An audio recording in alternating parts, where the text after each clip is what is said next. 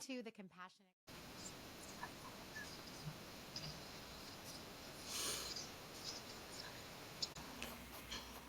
Nusha, thank you for sharing that. I can't imagine being with that, what the feeling was getting the news first and then those first 2 weeks you described. Hope, of course, everybody says it. And as we go through these talk, Roya, you're going to see so many different areas that hope and love of living and love of thriving than just surviving made me still here after 22 years and going strong. And after another diagnosis that I have, I'm still keep going, even though hope is number one and being positive and all that. But what I tell people, because there comes a time that you really don't want to be positive. You really don't want to smile and say, no, I can get through it. Yes. Oh, it could have been worse.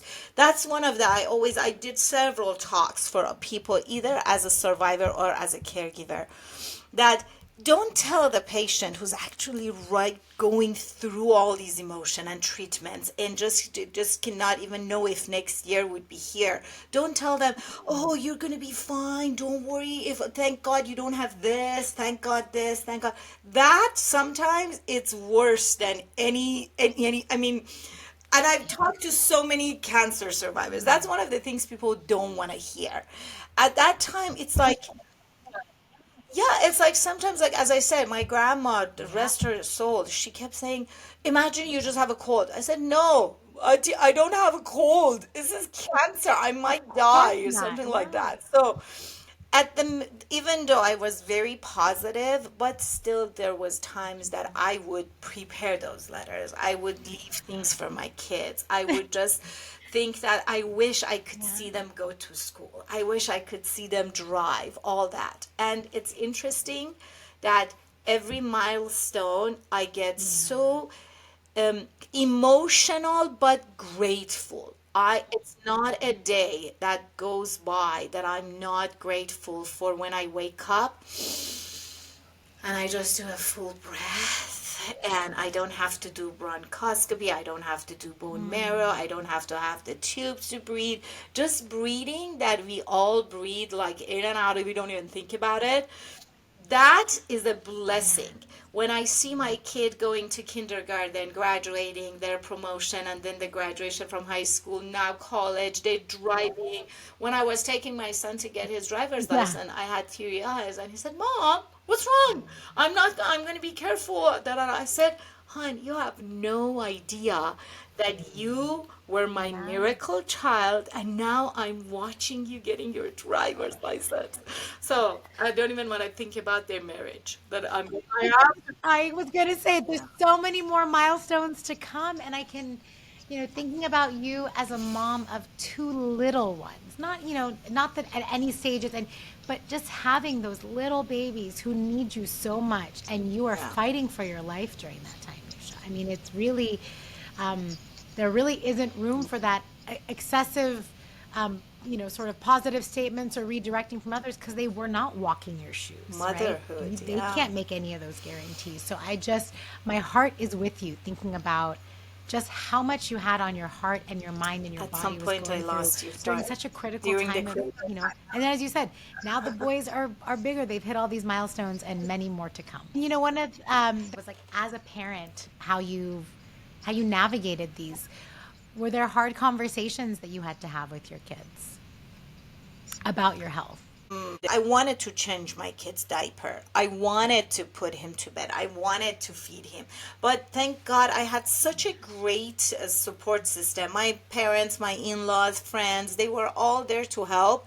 But at some point, I had to sit the whole family down. I called for a family meeting and I told them, I appreciate all you do, but I want to change my son's diaper. You guys tell me, don't do anything, sit down, you don't, we bring you everything. Every time I wanted to get up because of the medication, prednisone, and all those chemotherapy, I was so fatigued and so hard. I couldn't get up. I had to sleep 3, 4 hours during the day. So I had a lot of downtime.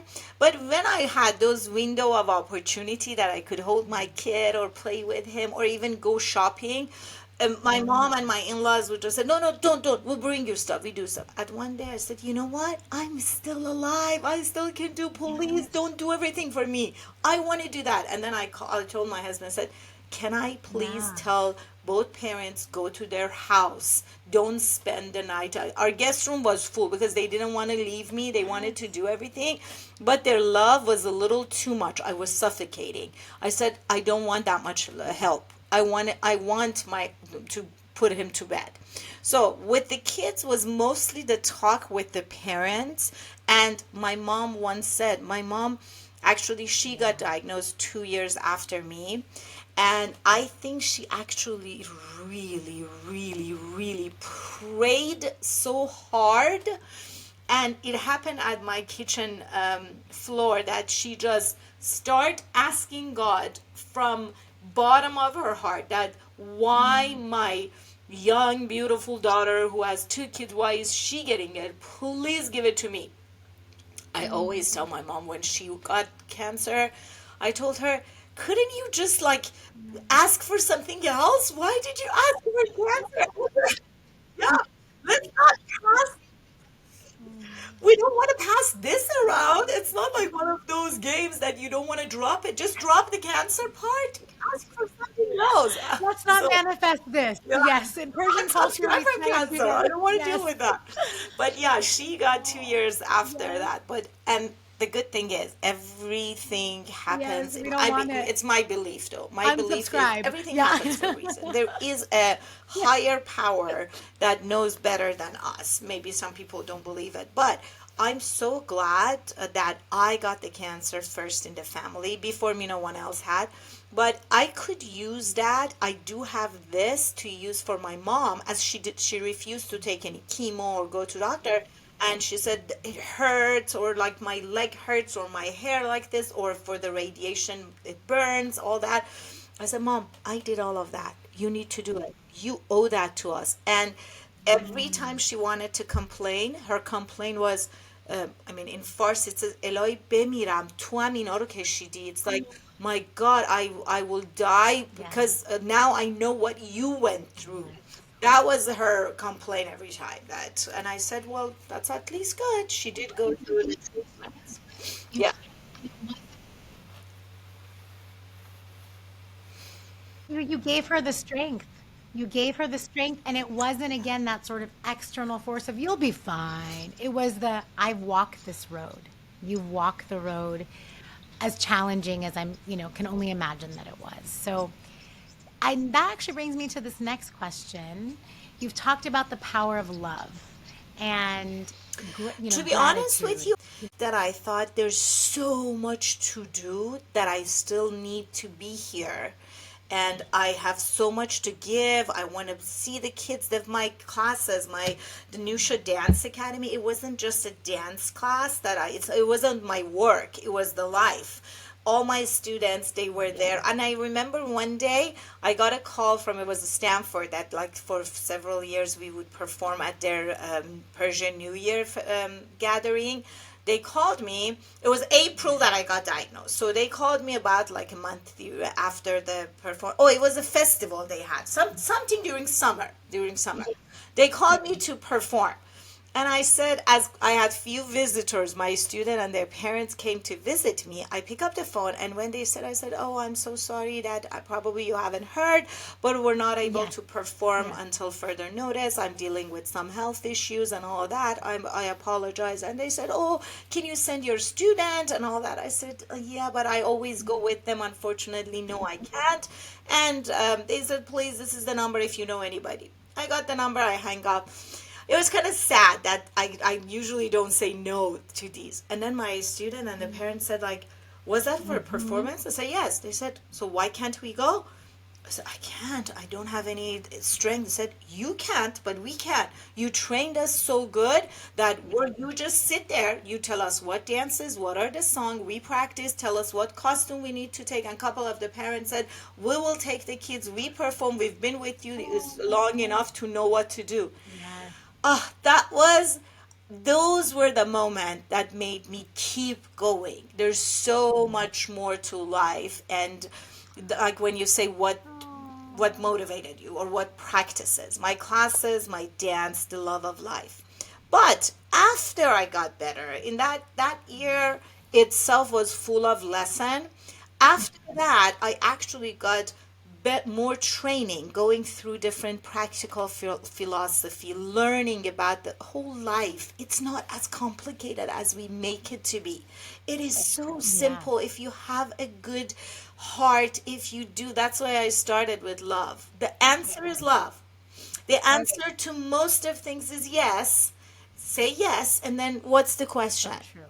Rest her soul. My philosophy teacher, Mariam Jewel, would say, "What's the answer Yeah. is yes. What's the question?" Always. So yeah, when you're a yes person, yes to everything, yes to getting better, yes to okay, bring it on. Radiation, bone marrow, chemotherapy, I'll do it. But if there is a will, there is the way to find it. Yeah, I love that. So yeah, that I went through the whole.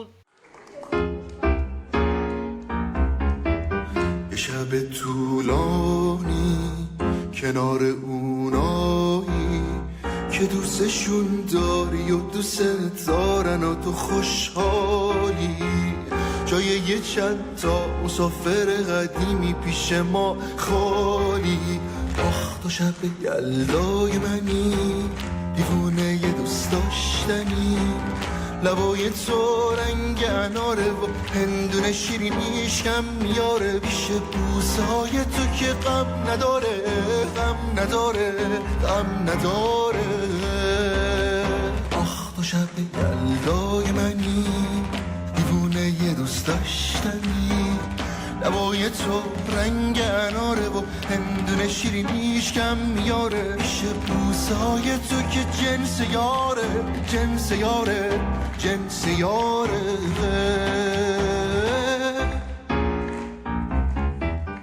Landmark classes that you can do it through philosophy, and then the dance class, loving people, letting go of Yes. not keep asking questions. I am a curious person, but at sometimes, Roya, I just let it go. I don't even ask if the answers is not in my capacity to understand why some things happen. I don't go after it. I don't want to make myself tired. I'm so lazy. Yeah, and I think I've also taken the classes and learned so much and didn't even have the sort of impetus for that from through a health struggle, just sort of in having kids and wanting to understand. But this idea of presence, we can get to your point, we can make it so much harder than it needs to be, but just being present like we are in this moment, being together, being in conversation. We don't know what happens, tomorrow or an hour from now, or what, can't change what happened yesterday. But you've really taken these lessons, and again, that story with your students really resonates because True, that is the true. leadership. And That I is the wanted love. it's in a dictionary to know what lymphoma Yeah. was. And I videotaped stuff and I said there must be a reason. If I didn't know what radiation is, when they told me you need to do 32 round of radiation, the first thing that came to my mind right now, if I say even a kid, unfortunately, the statistic shows that so many people get cancer that even if you don't have someone in your immediate family, definitely you know someone who has cancer these days.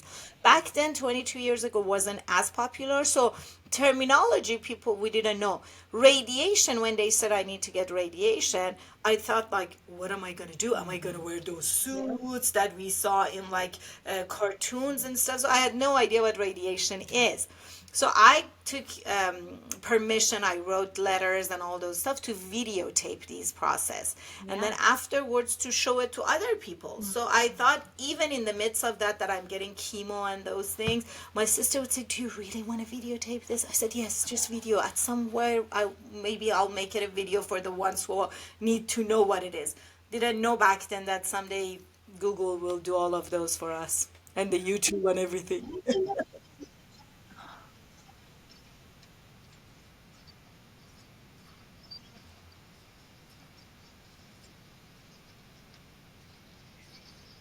But I think about the way that you were already thinking about being a helper to others, to being a resource, to being a source of inspiration. And I also know that you've been a helper with ISCC. Every time I started with American Cancer Society and their Relay for Life, the 24-hour walk every year, all the like so many cities around us, they do that. So I formed groups. We would raise money. We would go through the whole 24 hours of walking. Like I would finish that, come home, soak in the bathtub. I would have blister in my feet. And my husband, I mean, you don't have to walk the whole 24 hours, but I kind of liked it. And I said every lap I would go, I would think of someone that I'm grateful for.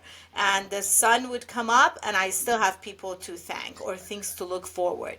So through American Cancer Society, we've been very active in Tri-Valley and Fremont and Pleasanton, all that.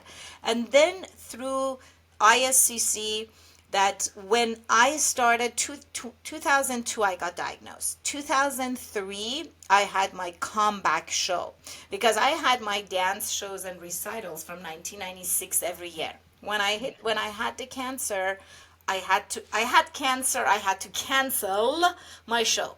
So when I canceled the show, one of the thing, Roya, I was doing chemo and my sister said, oh, there's this new song by Moin, one of Persian singers, that says, "مرغم گذشته," don't worry about past, past is past, look at the future, even if you have a little bit of chance, all that. When I was listening to that song under like 7 hours of chemo that I was getting, I just had a heart-to-heart talk to the person who's in charge up there. And I said, can we have a deal together? Yeah. Can I go on stage again and dance? If I dance to this song and I bring to like masses that you have hope and keep thinking about the positivity and hope and you can keep going, I promise every year I proceed to donate the proceeds of the show to kids who have cancer, people who have cancer, American Cancer Society. And here comes ISCC and Mahak, that some of our very, very good friends started back years ago.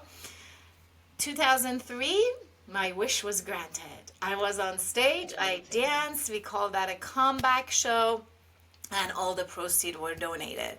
Even back then, ISCC was not still fully established, but we give the money firsthand to people who could use it.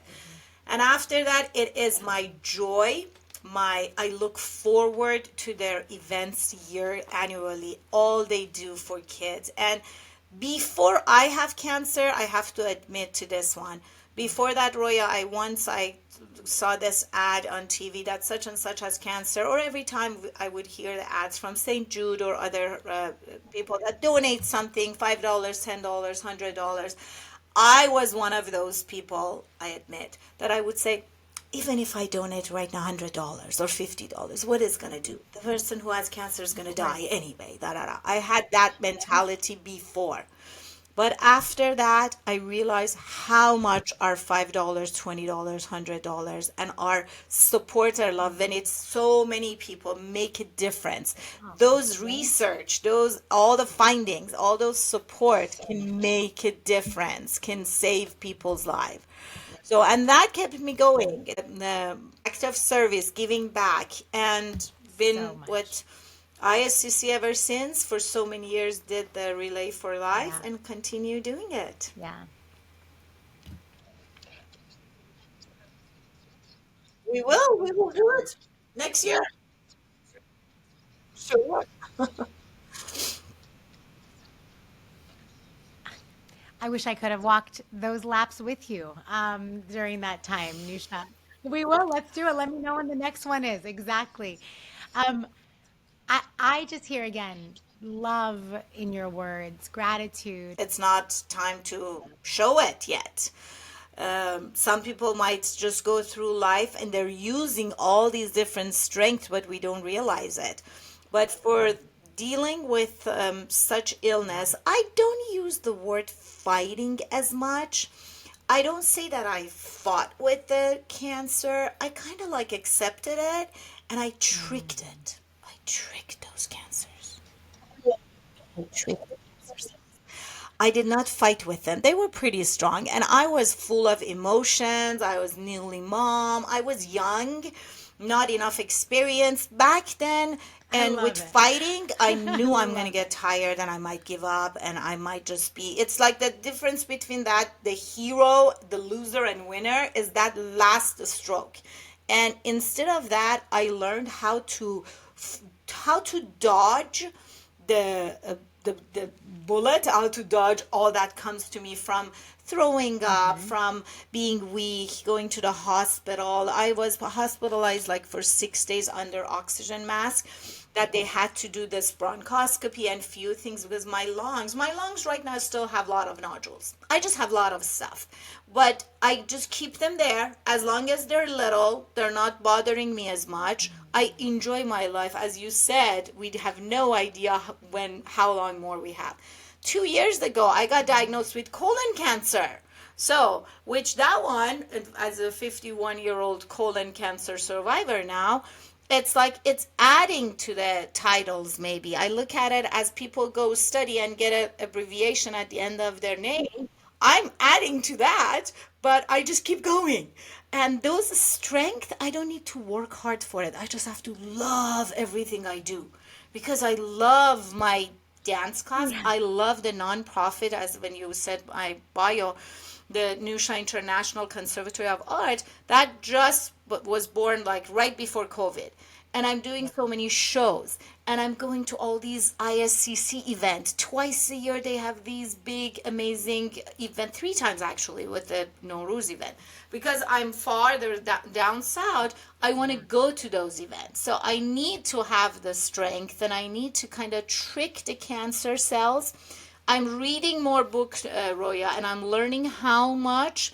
I was kind of like ignorant about eating, what I eat, but the more books that I read, I realize how much our eating and our physical activity and our sleep is important. Pretty much across all these books for all these different illnesses, chronic illness and cancer and all those, eating, sleeping, and physical activity. So I'm dancing, I'm eating good, I'm sleeping my 8 hours, and even I don't know if I get some sort other type of it because my body I guess likes it. If I get another type, well, I'll put that on Basis. my title. Yes, title and more, and you'll trick it again. I have no doubt that you are empowered with that Oh, strength. Thank you for walking us through that yes. message. Again, I think every message you shared today is one of hope and learning.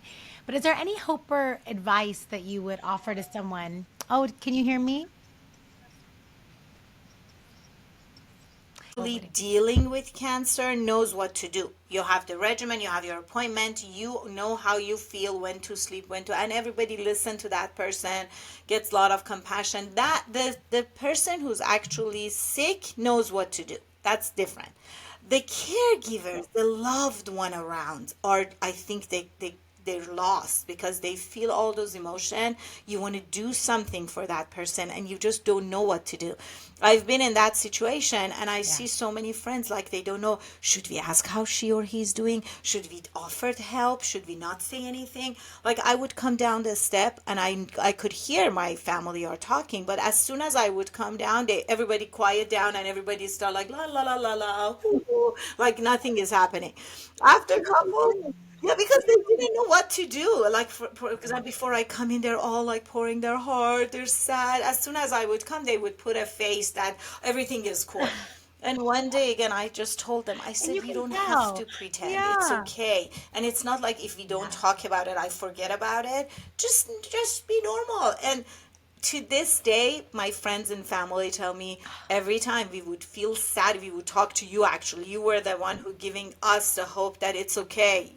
Whatever happens, I'm okay. So for the caregivers, my 2 cents is talk to the person, talk to your loved one, ask them very bluntly. In my view, do you want to talk about it? Is there anything you Yes. want me to do? And if their answer is I don't know, or if they dismiss it, they really don't know. Just take things as they say. A lot of time people want help but they just don't know what type of help. It's like, you can't help me, can you take away cancer? Even if they say like that, just go in with your protective Yeah. shield don't take things personal. Don't, I mean, that person who's going through the illness might have a sharp tongue, might just, you say, how Yeah. can I help you? They might come back and say, can you? Can you really help? Can you do something? Yeah. So don't take it personal, but still be there. Show up there. Sometimes you don't even have to do anything outside of norm. Just continue on. And that's Mm, my thing. yeah, For fair. the person who's going through it, it is very Be difficult. there. I'm sorry you are going through it, but and it's hard to kind of see beyond the treatments and all the aches and pains and losing the hair and those like tinglings in your feet at night. Oh, sorry, I banged on the mic, but at nights when you bang your feet on the footboard of the bed and weakness and all that, at the midst of feeling Yeah. like that, it's hard to realize. But It's as okay. someone who went through this, and I'm still here, happily living the life, life after cancer becomes much, much better. It is worth it. It's just like those degrees that they say, oh, for 4 years, just study, don't go to any parties, don't sleep well, you don't eat, but just study hard. When you become a doctor, become a lawyer, become a whatever you are studying for, then you will relax or you enjoy it. Cancer gives you so much lesson that no university, no degree will give you. The appreciation for life. So life gets way better. That I can guarantee. Yeah.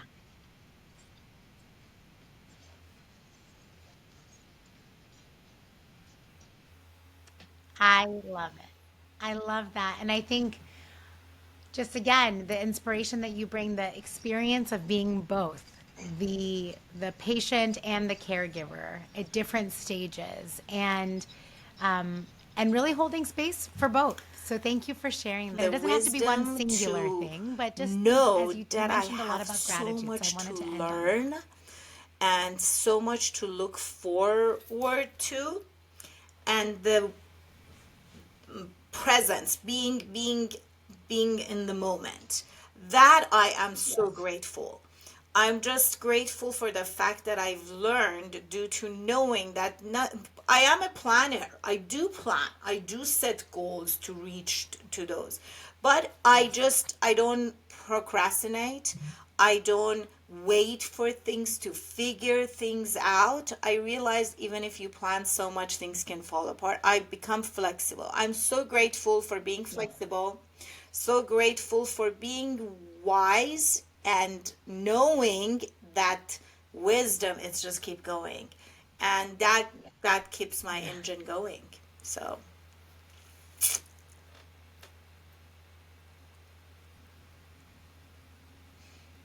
I'm losing you.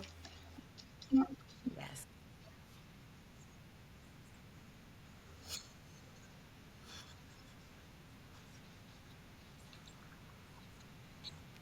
Well, thank you for sharing. It was beautiful. No, I'm here and I just was taking in the Thank love you, you Roya have. June. Takes one or two steps in the direction that they like to support. Everybody should support something, in my view.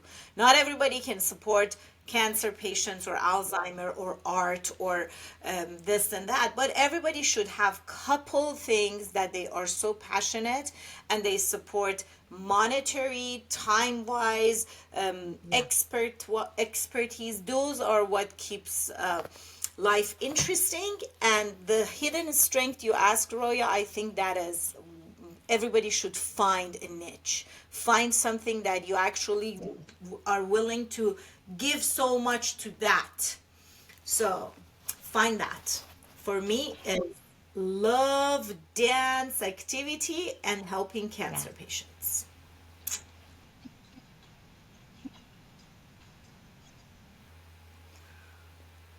Find it. You are Well, thank you. You've probably helped more people than you I are can amazing even yourself. quantify Thank you, today. So Roya June. thank you, Nisha, Merci. again Thank for you. your heart, for your beautiful outlook on life and for sharing this beautiful wisdom with us today. Thank you again. Appreciate you. Talk to you soon. Thank you all so much for joining us. The Compassionate Corner podcast is produced by the International Society for Children with Cancer. I'm your host, Roya Soleimani Winner. And a special thanks to the incredible ISCC team, our producer, Susan Shahidi, and technical director, Sogol Nikumaram, and our amazing editor, Sharsad Sabet. Music is by artist Sina Sarlak. And now at the close, we want to emphasize that the opinions expressed by the host, that's me, and guests on this podcast are not medical advice. While we strive to provide valuable insights and information, it is important to understand that the views shared here are personal opinions and experiences. We highly recommend consulting with healthcare professionals or qualified experts for personalized advice. Thanks again for spending time with us in the Compassionate Corner. We look forward to seeing you real soon.